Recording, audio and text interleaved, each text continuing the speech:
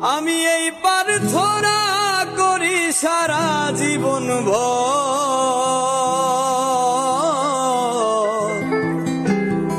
কারো মনের মানুষ হয় না যেন পর। ও কারো মনের মানুষ হয় না যেন পর। আমি এই প্রার্থনা করি সারা জীবন ভর,